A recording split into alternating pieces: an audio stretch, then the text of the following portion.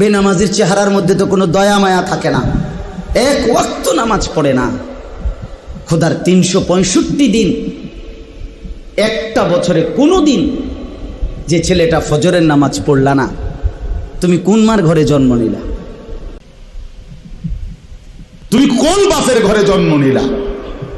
তোমার মায়ের 2 বছরের দুধের হক কি আদায় করো?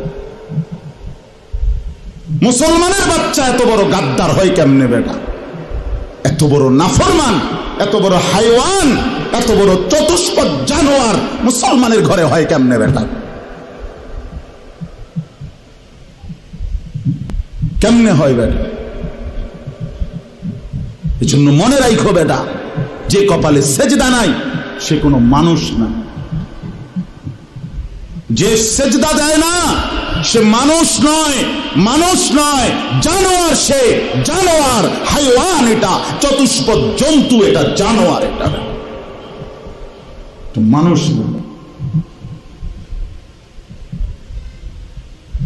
যে কপাল সেজদা দেয় না, কেন আসলি বেটা তুই পৃথিবীতে বেটা?